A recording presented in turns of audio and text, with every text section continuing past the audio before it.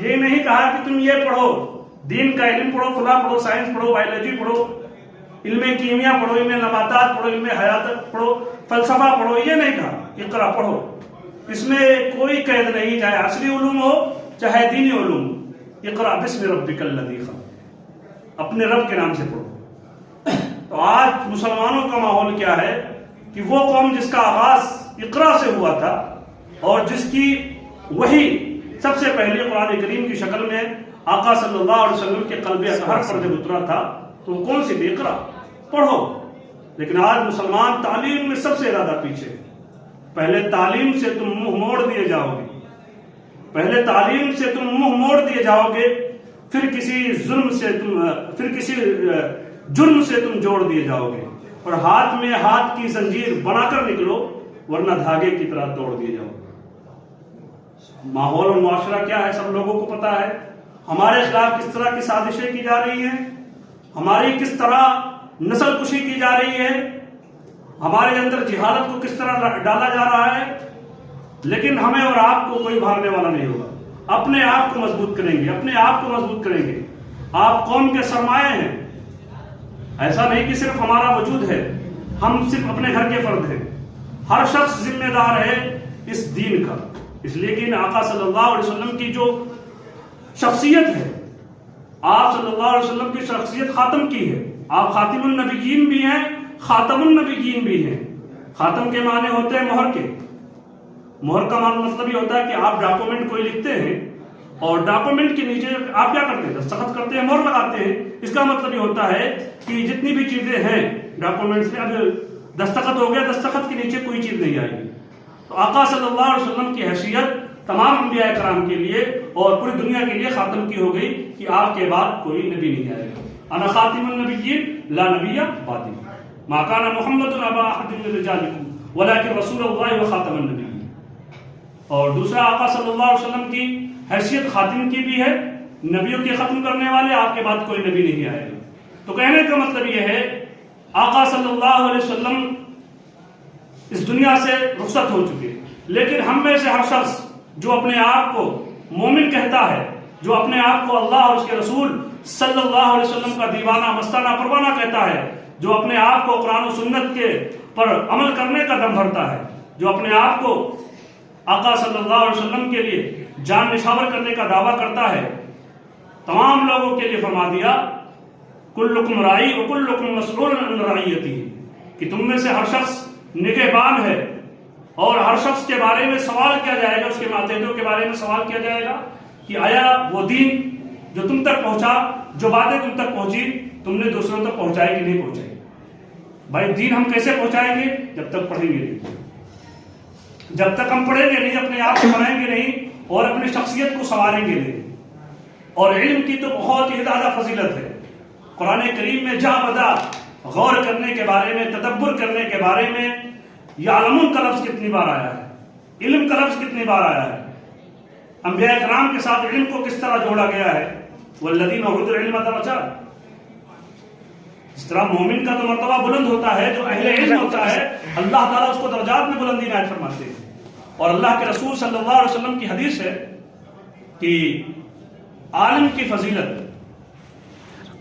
عالم یعنی جس کے پاس دین کا علم ہو، جو اسلام کو سمجھنے والا ہو، قرآن کو سمجھنے والا ہو، حدیث کو سمجھنے والا ہو، فرمایا عالم کی فضیلت عابد پر، جاہل پر نہیں کہا، دھیان دیجئے اس لفظ پر، عابد پر، یعنی وہ شخص جو عالم نہ ہو لیکن عبادت گزار ہو، اس کا شمار عابدین میں سے ہوتا ہو، اس پر فرمایا فضل العالمی علی العابدی کفضلی علی ادناکم، عالم کی فضیلت عابد پر ایسے ہے جیسے کہ میری فضیلت تم میں سے ادنا شخص پر۔ صحابہ کرام میں سے آقا صلی اللہ علیہ وسلم نے اشارہ کر کے فرمایا کفضلی، جیسے کہ میری فضیلت، میرا مقام اور مرتبہ علی ادناکم، تم میں سے ادنا شخص پر۔ کس بات پر یہ فضیلت دی جا رہی ہے؟ علم کی بنیاد پر۔ اور آپ دیکھیں گے جنگ احد کے موقع پر صحابہ کرام جو شہید ہوئے تھے، ان کے پاس تن ڈھکنے کے لیے کپڑے نہیں تھے، قبریں کم تھی، ایک ایک قبروں میں کئی صحابہ کرام کو دفن کیا گیا، لیکن اس کی ترتیب کیا تھی؟ پہلے کس کو رکھا جائے؟ اول مقام کس کو دیا جائے؟ تو آقا صلی اللہ علیہ وسلم نے وہاں پر بھی علم کی رعایت کی کہ جس کو قرآن زیادہ یاد ہو. اس زمانے میں قرآن یاد ہونے کا مطلب قرآن کے مطالب اور تشریح، شان نزول سب کچھ یاد ہونا. جس کو زیادہ یاد ہو اس کو اتنی زیادہ فضیلت ہے. عبداللہ ابن عباس رضی اللہ تعالیٰ عنہ جو مفسر قرآن کہلاتے ہیں، جس امت کے ترجمان قرآن ہیں، حبر الامہ ہیں، ان کے بارے میں آتا ہے حضرت عمر رضی اللہ تعالیٰ عنہ ان کو بڑی اہمیت دیتے تھے، بڑا مقام ان کا تھا. عمر کم تھی تو صحابہ کرام کے دلوں میں یہ بات آئی، جو بڑے عمر کے صحابی تھے ان کے دلوں میں یہ بات آئی کہ امیر المؤمنین اس نئے ابھرتے ہوئے نوجوان کو آخر کیا وجہ ہے کہ یہ اپنی مجلس میں بالکل قریب بٹھاتے ہیں، حالانکہ ہم میں سے بدریین بھی ہیں، بڑے بڑے صحابہ بھی ہیں، آخر کیا وجہ ہے کہ ان کو اپنے مجلس میں حضرت عمر فاروق رضی اللہ تعالیٰ عنہ بھاگ گئے. تو ایک مرتبہ کا واقعہ کہ یہ بتلاؤ،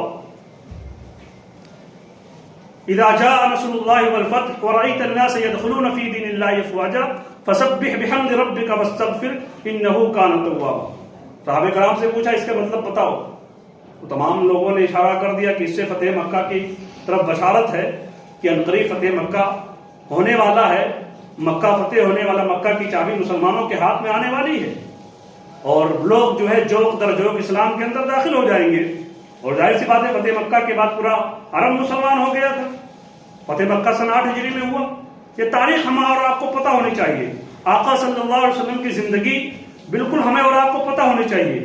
آپ کی چاہے مکی زندگی ہو، مدنی زندگی ہو، لوگوں اپنوں کے ساتھ معاملہ کیسا ہو، غیروں کے ساتھ کیسا معاملہ ہو، یہ بالکل ہمارے نالج میں چیزیں ہونی چاہیے. ہم جو کسی فلم اسٹار کے بارے میں، کرکٹر کے بارے میں کوئی ہم سے پوچھے تو ہم بتا دیں گے فوراً، پوری جنم کنڈلی بتا دیں گے. لیکن اللہ معاف کرے، ہم اور آپ اپنے محبوب صلی اللہ علیہ وسلم کی زندگی کے بارے میں نہیں جانتے. باقاعدہ اس کے لیے مہمیز کرنے کے لیے اور موٹیویٹ کرنے کے لیے کئی ایسی ایجنسیاں ہیں اور کئی ایسے ادارے ہیں اور کچھ انجمنیں ایسی ہوتی ہیں شہروں میں، کانپور وغیرہ میں بھی ہیں، جو باقاعدہ سیرت کا پروگرام کراتے ہیں اور اسلام کوئز رکھتے ہیں تاکہ کچھ بچے انعام پا جائیں. کیوں؟ تاکہ ان کے اندر ایک حوصلہ ہو، ایک جذبہ پیدا ہو. یہ چیز تو ہونی نہیں چاہیے. ہر مسلمان کا حق تھا کہ وہ جانے آپ صلی اللہ علیہ وسلم کی ازواج مطہرات کتنی تھی اور کیا کیا نام تھے، آقا صلی اللہ علیہ وسلم کی زندگی کتنی تھی، زمانہ کیسا تھا، آپ کے صحابہ اور آپ کے عادات، آپ کے اخلاق، آپ کے اطوار کیا تھے.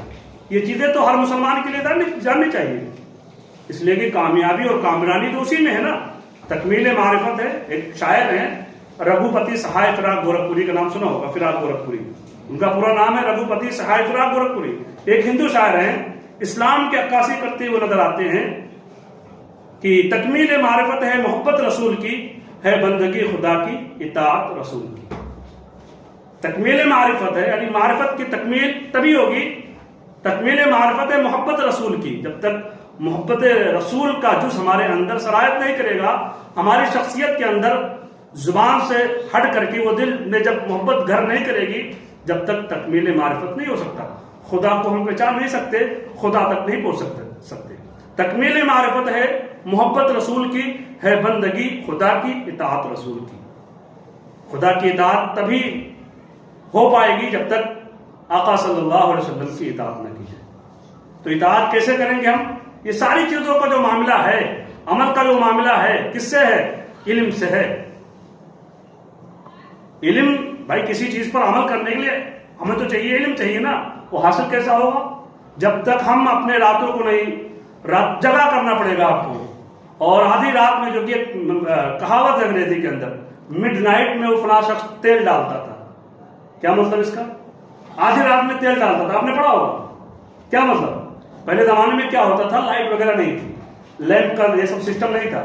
رات کے اندر جب کوئی شخص پڑھتا تھا، چراغ وغیرہ کا زمانہ ہوتا تھا، تو پڑھتے پڑھتے کبھی تیل ختم ہو جاتا تھا.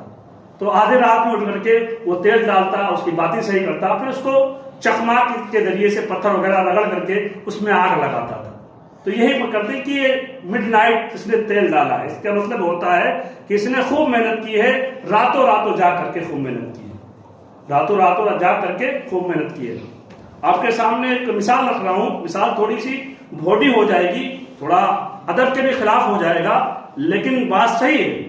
آپ نے یوٹیوب پہ دیکھا ہوگا، اودھ اوجھا نام کر کے ایک یوٹیوبر ہے، جو کہ ایک یوٹیوبر ہے زبردست، اور یہ موٹیویٹ کرتے ہیں، لوگوں کو تاریخ وغیرہ بتلاتے ہیں، آن لائن ٹیچنگ کلاس وغیرہ، آپ لوگوں کو پتا ہوگا. ہاں، اودھ اوجھا نام ان کا، گونڈا ضلع کے رہنے والے ہیں. ان کا بہت اچھا سب چلتا ہے. اقرا نام کر کے ان کی انسٹیٹیوٹ بھی ہے. ان سے پوچھا لوگوں نے کہ آپ ہندو ہو کر کے اقرا نام کیوں رکھ رہے ہیں؟ تو انہوں نے کہا کہ اقرا اس کا مطلب ہی علم ہے. اقرا کے اندر جو ہے پوری تاریخ ہے. انہوں نے پوری بات بتلائی. تو ان کا ایک جملہ ہے، آپ نے یوٹیوب پہ بھی دیکھا ہوگا. ان سے کسی اسٹوڈنٹ نے پوچھا کہ سر یہ بتلائیے ہمیں کہ ہم کب تک پڑھیں، رات میں کتنا پڑھیں؟ تو کہنے لگے تمہارے پاس کوئی گرل فرینڈ ہے، لڑکی ہے؟ میں نے پہلے کہہ دیا مثال تھوڑی بھوٹی ہو جائے گی، لیکن سمجھانے کے لیے آپ کو کہہ رہا ہوں. کوئی گرل فرینڈ ہے، اس سے بات کرنے میں آپ کو مطلب کبھی بور ہوتے ہو؟ کہنے لگے سر تو میرے پاس تو نہیں ہے. کہیں تم نہیں سمجھ پاؤ گے کہ جس طرح لڑکی سے بات کرنے میں لذت آتی ہے. شیطان کا معاملہ کیا ہے؟ شیطان نے تو پہلے کہہ دیا کہ یہ جو ہے لڑکیاں، عورتیں، جن سے عورت چاہے لڑکی کی شکل میں ہو، کسی بھی شکل میں ہو، بدکاری کے ذریعے سے، حرام کاری کے ذریعے سے جتنی بھی چیزیں آئیں گی، شیطان آپ کو دھوکہ دے گا. اس لیے کہ یہ حبال الشیاطین ہے اور یہ شیطان کی رسیاں ہیں. ہر انسان کو، طالب علموں کو خاص طور سے اپنی یہ جکڑ میں لیتی ہیں. اور قرآن کریم کی آیت زُيِّنَ لِلنَّاسِ حُبُّ الشَّهَوَاتِ مِنَ النِّسَاءِ وَالْبَنِينَ وَالْقَنَاطِيرِ الْمُقَنطَرَةِ مِنَ الذَّهَبِ وَالْفِضَّةِ وَالْخَيْلِ الْمُسَوَّمَةِ وَالْأَنْعَامِ وَالْحَرْثِ. یعنی لوگوں کے لیے مزین کر دیا گیا ہے، اچھا بنا دیا گیا ہے. حب الشہواتی، امیدوں کی اور خواہشات کی محبت، بڑی تمنائیں ہوتی ہیں، یہ خریدیں گے، وہ خریدیں گے، یہ جو ہے آئس لینڈ جائیں گے، وہاں جائیں گے، تھار لے لیں گے، یہ کے ٹی ایم لے لیں گے. دنیا بھر کے جو ذہنوں میں باتیں آتی ہیں. فرمایا حب الشہواتی، لوگوں کے جو ہے خواہشات اچھا کر دیا ہے.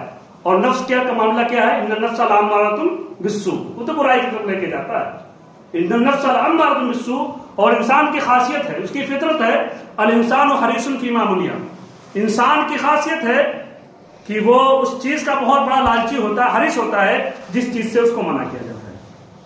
اور منع کردہ چیز کو شیطان بہت اچھے طریقے سے پیش کرتا ہے آپ کے سامنے کہ یہ چیز بڑی اچھی ہے، اس کے علاوہ کوئی ہے نہیں، دنیا میں یہی سب جو ہے لاسٹ ہے، حسن کی ملکہ ہے، یہ پری ہے، وہ ہے، سب کچھ ہے. ایسا آپ کے سامنے تصور کرے گا کہ انسان سب کچھ جو ہے اپنا کانسنٹریٹ، پوری کی پوری توجہ، پورا کا پورا اٹینشن اسی کی طرف دے دے گا. پتہ کیا چلا؟ دنیا بھی گئی، آخرت بھی گئی. ذکر للناس حب الشہوات من النساء، عورتوں کی محبت مزین کر دی گئی ہے. شہوت کی محبت، عورتوں کی محبت. اب عورت کسی بھی شکل میں آئے آپ کو دھوکہ دے تو آپ کو کیا کہہ دینا ہے؟ حضرت یوسف کی طلب ہے طلب، دور ہو جا میرے سامنے سے. کیسے کہنا ہے؟ ہے طلب، دور ہو جا. ہمیں اپنے آپ کو، اپنی قوم کو سنبھالنا ہے. ہمیں خدا کے سامنے جواب دینا ہے. ہمیں خدا کے سامنے جواب دینا ہے.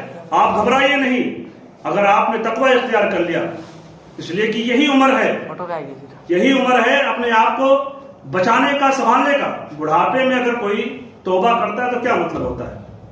در جوانی توبہ کرتا ہے، شیوہ پیغمبری. عاقبت اس لیے کہ جو بھیڑیا ہوتا ہے، بوڑھا جو بھیڑیا ہوتا ہے، آخر میں کتنا بھی وہ بکریوں کو کھایا ہو، بڑھاپے میں جا کر کے وہ بھی توبہ کر لیتا ہے. لیکن اس کا کیا مطلب ہوتا ہے؟ در جوانی توبہ کرتا ہے شیوہ پیغمبری، یعنی آپ کے پاس گناہ کرنے کی طاقت بھی ہو اور اس کے باوجود آپ نے اس چیز سے آپ بچ گئے، اس گناہ سے آپ بچ گئے. پھر فرمایا کہ یہ جو ہے پیغمبروں والا عمل ہے. اور اللہ کے رسول صلی اللہ علیہ وسلم کی حدیث کہ آپ کی کہی ہوئی بات سب جیسے جو ہے آپ صادق المصدوق ہے، آپ کی کہی ہوئی ہر بات سچی ہے. ہمارا اور آپ کا یقین اور عقیدہ ہے. میدان محشر قائم ہوگا اور بڑا پرخطر معاملہ ہوگا.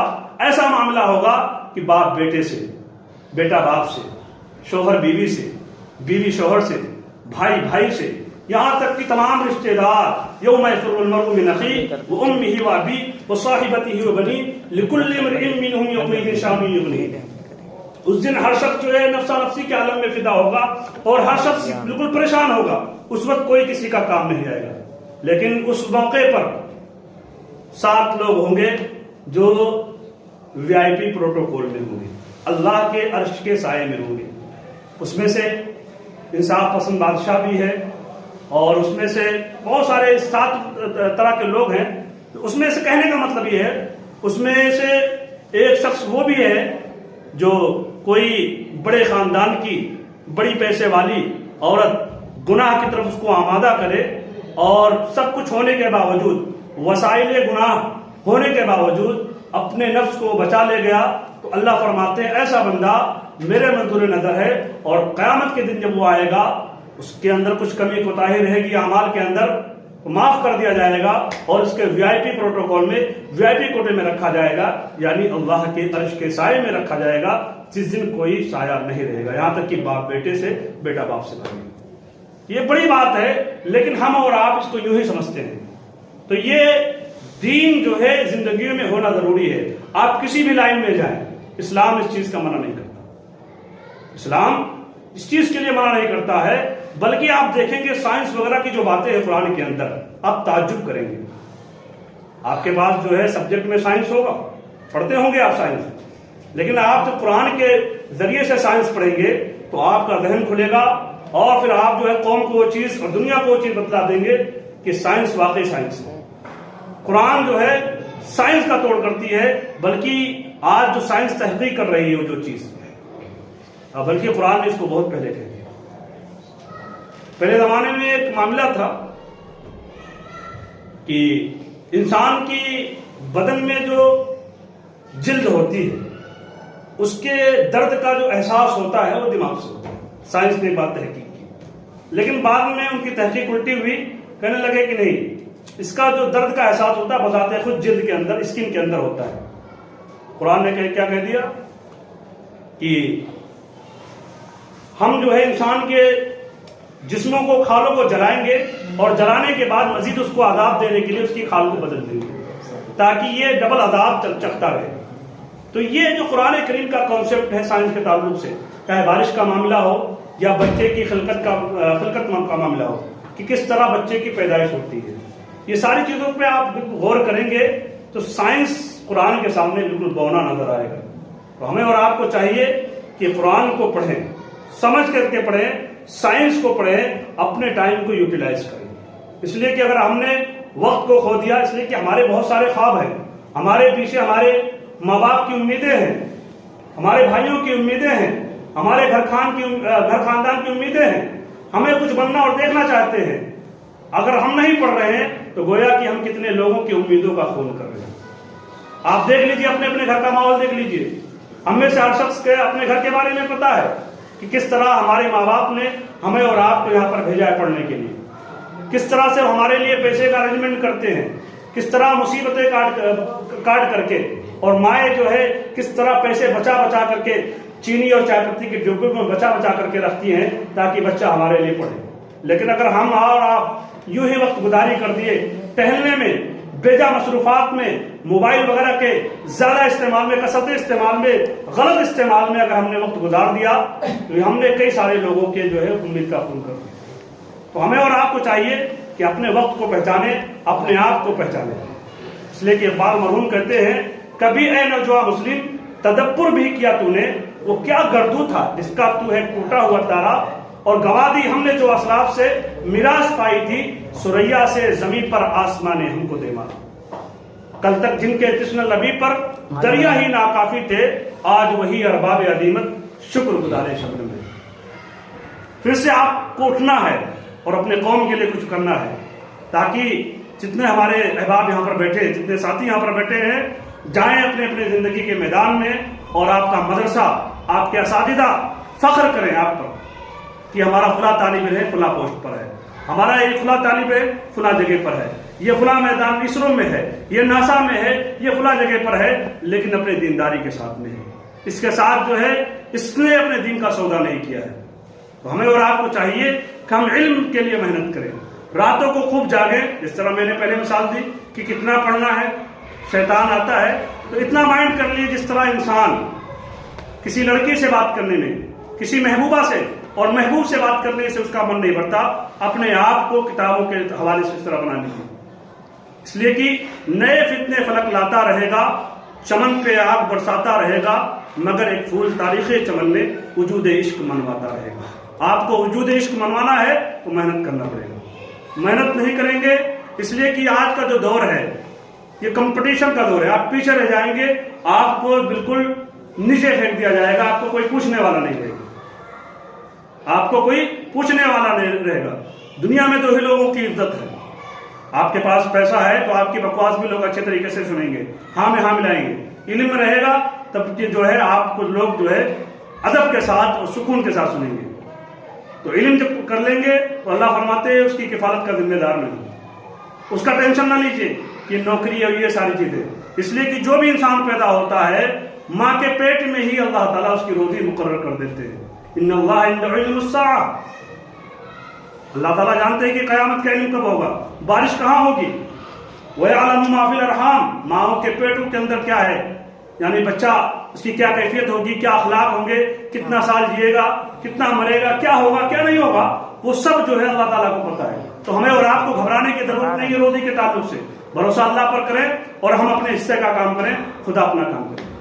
تو ہمیں اور آپ کو چاہیے کہ ہم خوب سے خوب محنت کریں، اپنے ملک کا نام روشن کریں، اپنے اساتذہ کا نام روشن کریں، اپنے گھر والوں کا نام روشن کریں، اور سب سے بڑی بات جو ہم خیر امت ہیں، بہترین امت ہے، اس کے مصداق بنیں، یعنی کہیں پہ بھی رہیں اچھی باتوں کا حکم دیں، امر بالمعروف کریں اور نہی عن المنکر کریں۔ اللہ تعالیٰ سے دعا ہے کہ اللہ تعالیٰ ہمیں اور آپ کو کہنے سننے سے زیادہ عمل کی توفیق عطا فرمائے۔ وما توفیق الا باللہ۔